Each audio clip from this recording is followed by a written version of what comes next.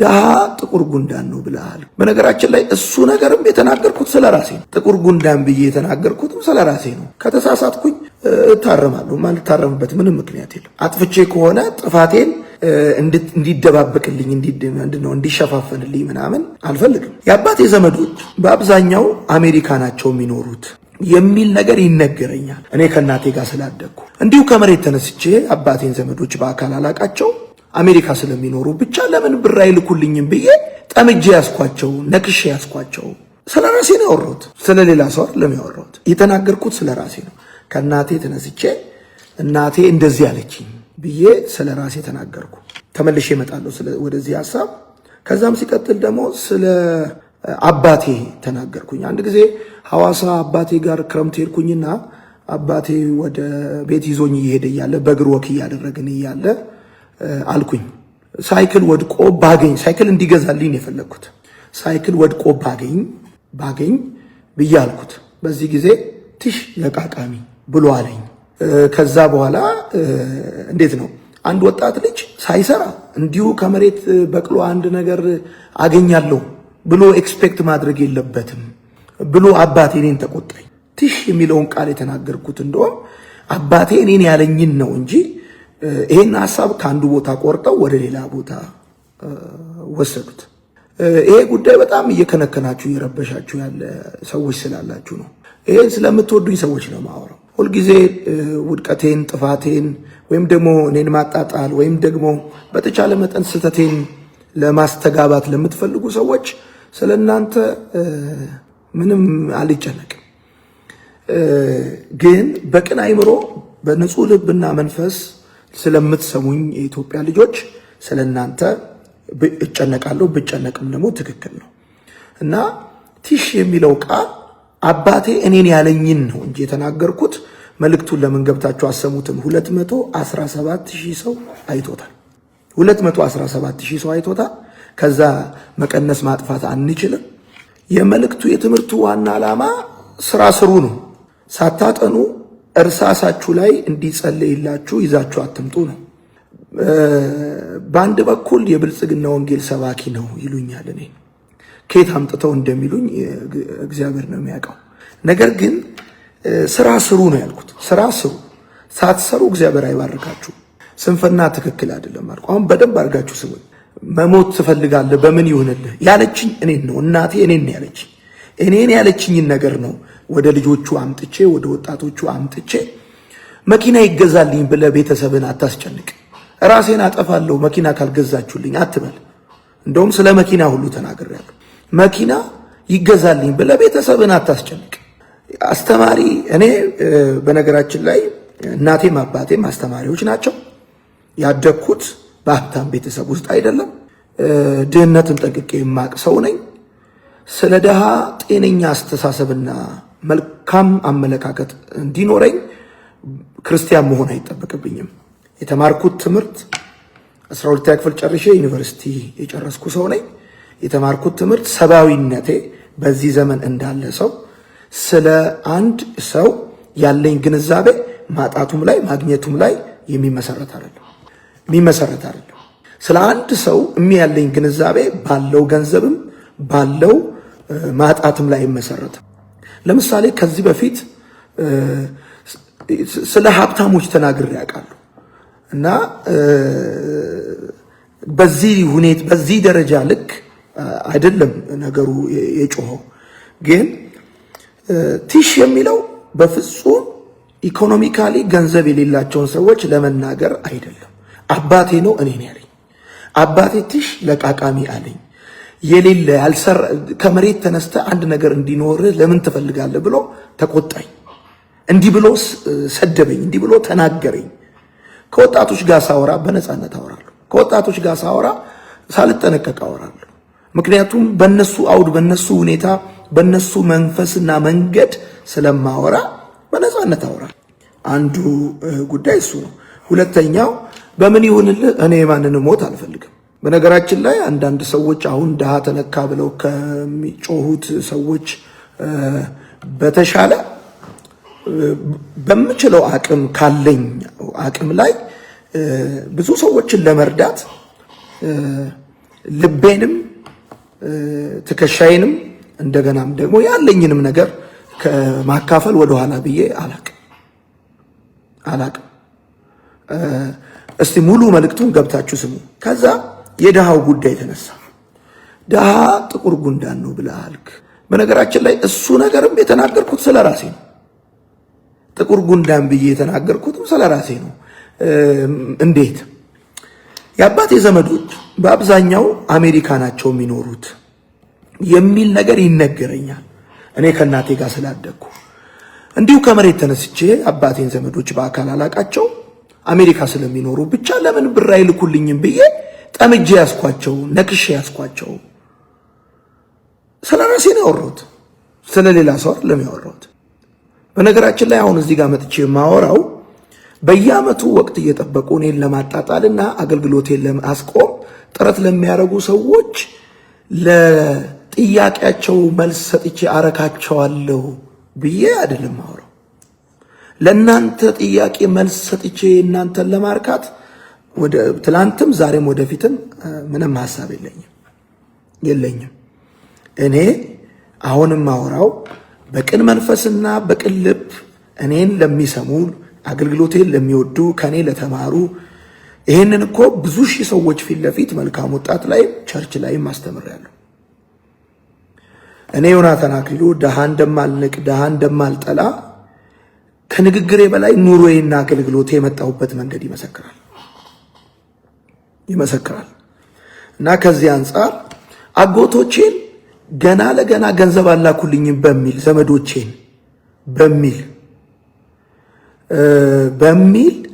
ጠምጄ ያስኳቸው፣ ነክሼ ያስኳቸው።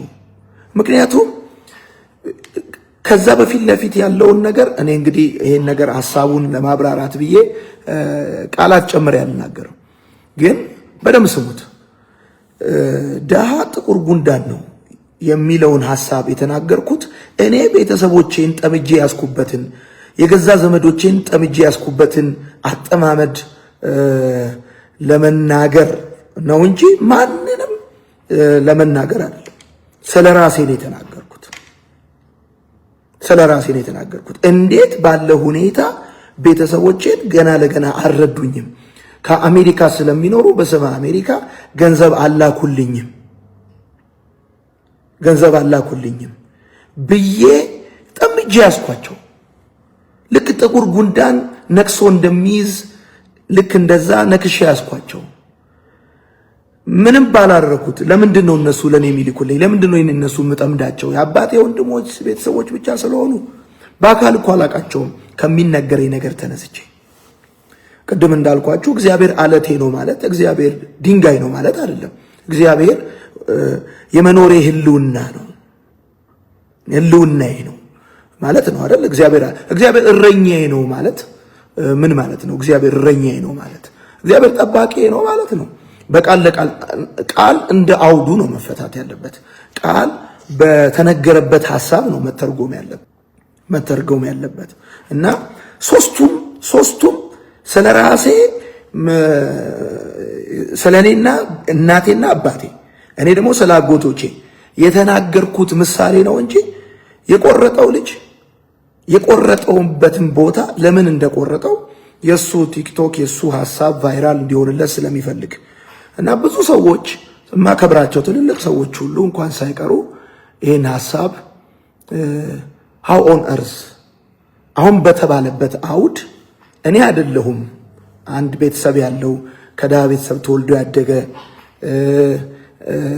በትክክል ወዳጆቼ እኔ የሀብታም ልጅ አይደለሁም። ኬሻ ላይ ተኝቼ ያደግኩ ልጅ ነኝ። መሬት ላይ ተነጥፎልኝ ያደግኩ ልጅ ነኝ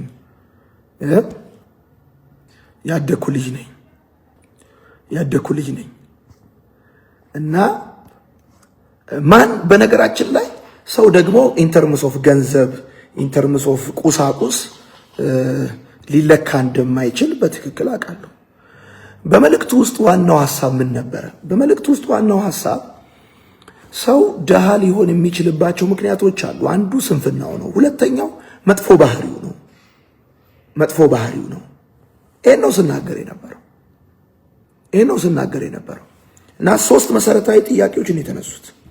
አንደኛው ደሃ ጥቁር ጉንዳን ነው አልክ። እኔ ሌላ ሰው አልተናገርኩም፣ ራሴ ነኝ። አይ ነው አውቃለሁ፣ ማብራራት አይጠበቅብህም።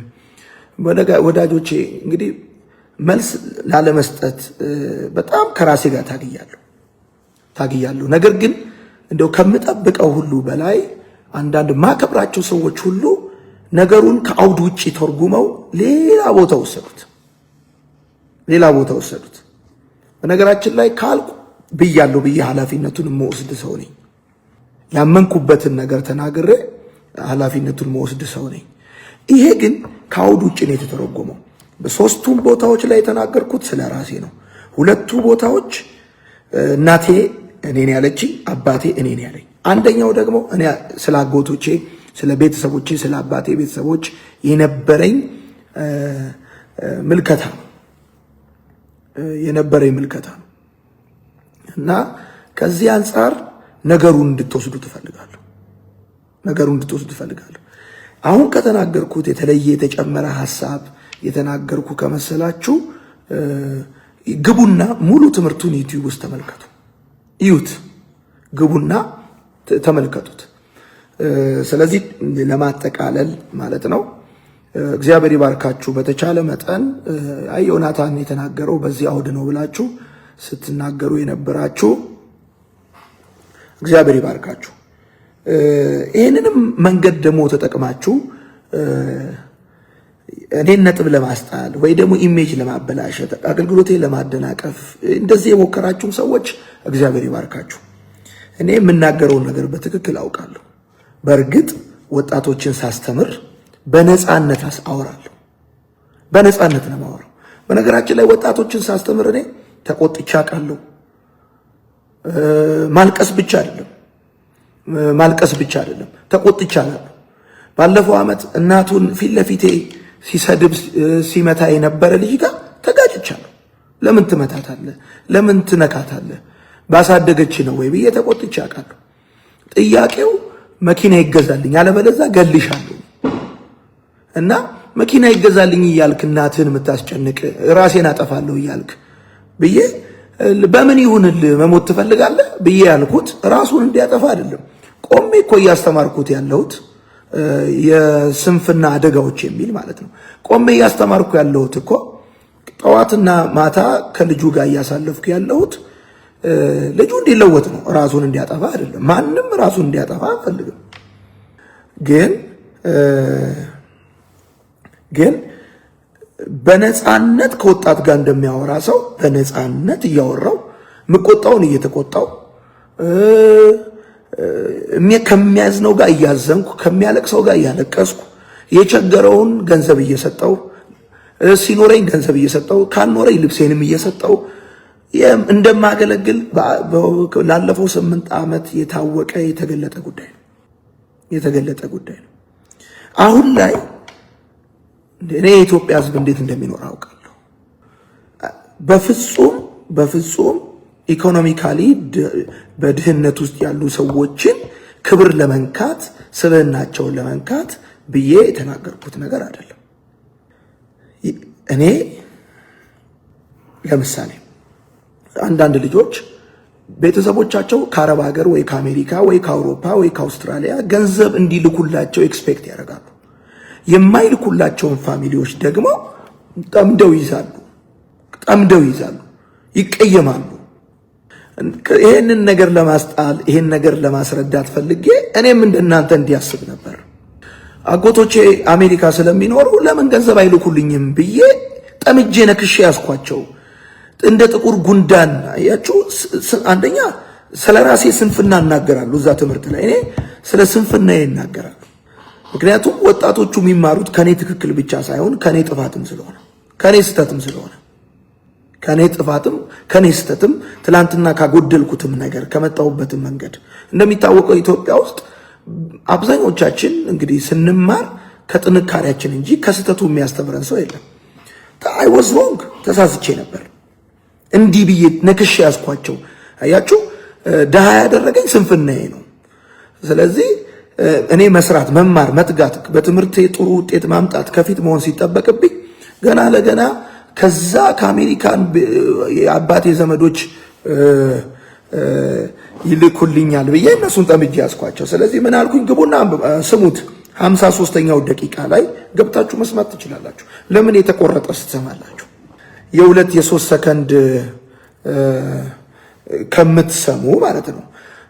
ከዚህ እንግዲህ ከዚህ አውድ ውጪ ከአውድ ውጪ የተረጎሙት ከመቼ መቼ ዮናታን ወደቀ፣ ከመቼ መቼ አፈረ፣ ከመቼ መቼ ተዋረደ፣ ከመቼ መቼ ተደናቀፈ፣ ከመቼ መቼ ነገሩ ከሸፈበት ብሎ ሲጠብቁ የነበሩ እቺን ነገር ሲያገኙ ጫፏን አንጠልጥለው ሚዲያ ላይ በተለያየ ሊነገር ከተፈለገበት ውጪ ይናገራሉ ማለት ነው። ወደፊትም በነገራችን ላይ ወጣትን ማስተምር ከሆነ እኔ ጋር ሊመማር ይመጣ ከሆነ የውሸት ሆኜ አላስተምረው፣ የፌክ ሆኜ አላስተምረው፣ ሪል ሆኜ ነው ማስተምረው። አስመስዬ አላስተምረው። መቆጣት ካለብኝ እቆጣለሁ፣ መጫወት ካለብኝ ጫወታለሁ፣ መሳቅ ካለብኝ ስቃለሁ፣ ማልቀስ ካለብኝ አለቅሳለሁ። ህመሙን ህመሜ አድርጌ የኔን ትላንትናዎችን ደግሞ አካፍዬ አስተምራለሁ። በነገራችን ላይ ከአንድ ዓመት በፊት ያስተማርኩት ትምህርት ነው። ሲቀጥልም ደግሞ በመልካም ወጣት ፕሮግራም ላይ በፕሮጀክተር ሁሉ ተላልፏል እና 3 ሐሳቦችን ነው አሁን እንድትይዙልኝ የምፈልገው። እዚህ ውስጥ ሚዛናዊ ሆናችሁ የተማራችሁ የማንንም ከማንም እኔ ከስተቴ ጋር ማብራችሁ እንድትቆሙ አልፈልግም። ከስተቴ ጋር እኔ ከተሳሳትኩ ተሳስቻለሁ፣ ካጠፋው አጥፍቻለሁ። ከስተቴ እማራለሁ፣ ያጠፋሁትን አርማለሁ፣ አስተካክላለሁ። ጨርሼ አይደለም ወደ አገልግሎት የመጣሁት። ሁሌ እንደምናገረው ከተሳሳትኩኝ እታረማለሁ። ማልታረምበት ምንም ምክንያት የለም። አጥፍቼ ከሆነ ጥፋቴን እንዲደባበቅልኝ እንዲሸፋፈንልኝ ምናምን አልፈልግም። ግን አንደኛ ይሄ ሐሳብ ከአውዱ ውጪ ተተርጉሟል። ምክንያቱም እኔ እያስተማርኩ የነበረው ስለ ስንፍና ነው። እንደውም መጽሐፍ ቅዱስ ስንፍናን እብደት ነው የሚለው። ሰነፎች ራስ ወዳዶች ናቸው። በቃ ዋናው ሐሳብ ስራ ስሩ፣ ዘመዶቻችሁን ኤክስፔክት አታርጉ ነው። ኦኬ፣ በዚህ ውስጥ 3 ነገር ተናገርኩ። እንግዲህ ሰዎችን አስቆጣ የተባለ በተለያዩ ሰዎች ወዳጆቼ የላኩልኝ 3 ነገር ተናገርኩኝ። አንደኛ እቺን ቲሽ የምትለዋን ራሱ ቆርጠው ወደ ድሃ ለሚለው ሐሳብ ከአንድ ቦታ ላይ ቆርጠው ወሰዱት ወደ ሌላ ቦታ። አባቴ ነው እኔ ያለኝ ቲሽ የሚለውን ቃል ያለኝ አባቴ ነው። እሱንም ደግሞ ከመሬት እንዴት ሳይክል ላገኝ ይችላል? እንዴት ከመሬት ሊበቅል ይችላል? እና እኔ የፈለኩት እኮ አንድ ጉዳይ ነው። አባቴ በዛን ሰዓት ሳይክል እንዲገዛልኝ ፈልጌያለሁ፣ ግን ሳይክል ገዛልኝ ብዬ መጠየቅ ፈርቻለሁ። ስለዚህ ምን ያልኩኝ እዛ መሬት ላይ ሳይክል ወድቆ ባገኝ ብዬ ስለው ትሽ ለቃቃሚ ያለኝ እና አባቴ ከዛ በኋላ ቀጥሎ የተናገረኝ ነገሮች አሉ። ተማር፣ ጎበዝ ሁን፣ ዝም ብለህ ከመሬት ላይ ነገር ይገኛል ከሰማይ ይወርዳል ብለህ አትጠብቅ፣ ዝም ብለህ ይበቅላል ብለህ አትጠብቅ የምትፈልገውን ነገር ብሎ ተናገረኝ። ይሄን ያልኩት እቺን ቃል ወስደው ደሃ ብዬ የተናገርኩባት ቃል ላይ ወስደው ለጠፏት። ኦኬ፣ ስለዚህ ሰራላቸው ማለት ነው። ሰራላቸው።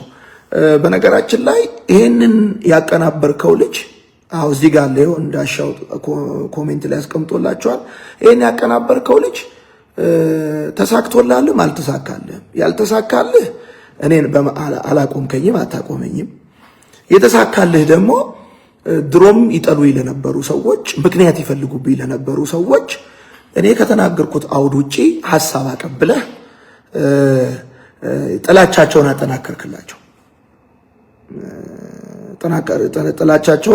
አጠናከርክላቸው። ከዛ አንዱ እሱ ነው። ሁለተኛው በምን እንዲሆንልህ ትፈልጋለህ? መሞት ትፈልጋለህ? በምንድን ነው መሞት የምትፈልገው? አትሞትማ ምናምን ብዬ ጀስት እንደ እናቴ ነን ያለችኝንም ይዤ ወጣቶቹ እንዲስቁ እንዲጫወቱ ተናገርኩኝ። ይሄን ስናገር እንዲሞት የማንንም ይሄን ለማሰብ በነገራችን ላይ ክርስቲያን መሆን አይጠበቅባችሁ። አንድ ሰባዊ በዚህ ዘመን ስማርትፎን የሚጠቀም አንድ ሰባዊ ፍጡር፣ አንዳንዶቻችሁ በነገራችን ላይ እዚህም ውስጥ ብናገር ደስ ይለኛል። በቃ እኛ አገልጋይ ስለሆን በቃ ሞራል የሌለን አድርጋችሁ የምታስቡ ሰዎች በጣም ታሳዝኑኛላችሁ። ሞራል የሌለን አድርጋችሁ የምታስቡን ሰዎች ማለት ታሳዝኑኛላችሁ። እንዴት ብዬ እንደምናገረው ራሱ በቃ ማለት እኛ እኮ እኔ ለምሳሌ ለአንድ ሂውማን ቢንግ ሰው ለሆነ ሰው መልካም ለማሰብ አገልጋይ መሆን አይጠበቅብኝም። በአስተዳደግም ሆነ በትምህርት ቤተሰቦች የሚችሉትን ያህል አስተምረውኛል። አይጠበቅብኝም። ሂውማኒቲ መልካም ስሜት እንዲሰማኝ ጥሩ የሆነ ከበሬታ እንዲኖረኝ ለሰው ልጅ አገልጋይ መሆን አይጠበቅብኝም። በዚህን ያህል እኔ እንድጠላ ጥረት ማድረግ ለእናንተም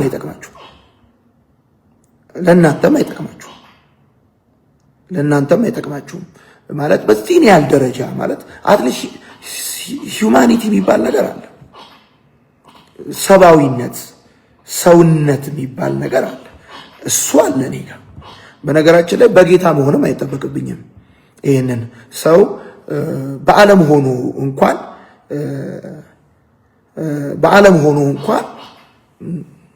የሚኖረውን ህይወት እኔ በጌታ ሆኜ የማጣበት ምንም ምክንያት የለም። ገባችኋል? ቤተሰብ አለኝ፣ ልጆች አሉኝ፣ ያሳደገኝ ማህበረሰብ አለ። ስለዚህ አሁን እንግዲህ አንደኛውን ነገር ሁለቱን ነግሬያቸዋለሁ። ድሃ ጥቁር ጉንዳን ነው። እኔ ማንንም አልተናገርኩም። የተናገርኩት ራሴን ነው። ገብተህ መስማት ከቻልክ ትዕግስት ካለ ግባና ስማ፣ አዳምጥ። ሙሉ ትምህርቱን አዳምጠ ስትጨርስ ዮናታን አክሊሉ የተናገረው በዚህ አውድ ነው፣ በዚህ መንፈስ ነው። በቃ ዮናታን ሊናገር የፈለገው ይህንን ነው። ከዚህ ውጪ በሌላ ነገር የበሸቃችሁብኝ፣ ወንጌል በመናገር የበሸቃችሁብኝ፣ ኢየሱስ ላይ ባለ ጉዳይ ቦልድሊ በመናገር የተናደዳችሁብኝ ምንም ልረዳችሁ አልችልም። በቃ ይህን ነው ልል የምችለው። ደሃ ብዬ የተናገርኩትም ራሴን ነው። ጥቁር ጉንዳንም ብዬ ስናገር አጎቶቼን የጠመድኩበትን አጠማመድ ነው።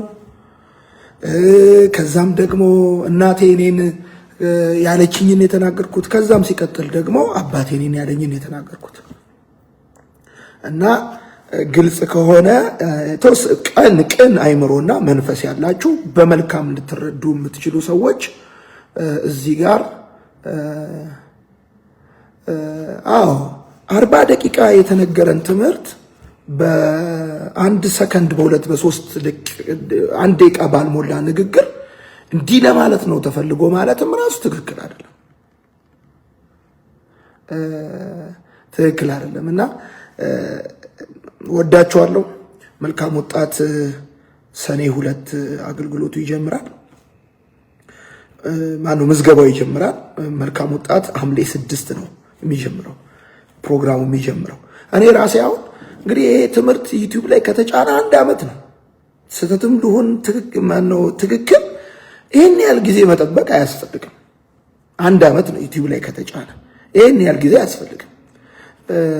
እንግዲህ ለማለት አይደለም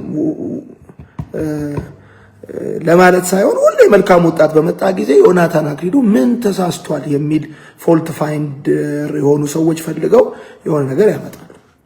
ልጁ እንግዲህ በምን ሐሳብ ቆርጦ ይሄን ነገር ያምጣው አላውቅም። እውነት ለመናገር ግን አንዱን ቃል ከአንድ ቦታ አምጥቶ ለሌላ ቃል አስገብቶታል።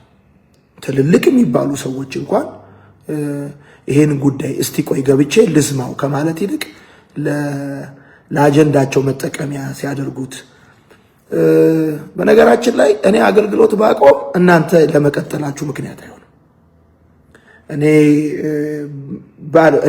እኔ ዛሬ ወደ ጌታ ብሄድ ወይ ባላገለግል እናንተ በእኔ አለማገልገል የምታገለግሉት አገልግሎት የለም። በእኔ መቆም የምትቀጥሉት ነገር የላችሁም። እናንተ በእርግጠኝነት ይሄንን መናገር እችላለሁ እና በጣም ወዳችኋለሁ። ስለምትረዱኝ አመሰግናለሁ። በኔጌቲቭ እንዳትረዱ ይሄን መልእክቴ እንግዲህ በባለፉት ዓመታቶች ውስጥ ብዙ ነገሮች ተብለዋል። ይሄኛው ግን ደስ አይልም። ይሄኛው ደስ አይልም። ምክንያቱም አገልግሎቴንም የቤተ ክርስቲያን ኃላፊነቴንም ሰብአዊነቴንም የትምህርት ደረጃዬንም የማይመጥን ከተናገርኩበት አውድ ውጪ ቆርጦ በማውጣት ላልተፈለገ የትርጉም ለትርጉም ክፍት ተደርጎ እንዲሰራ ሆን ተብሎ ቲክቶክ ላይ የተሰራ ፋይል ነው።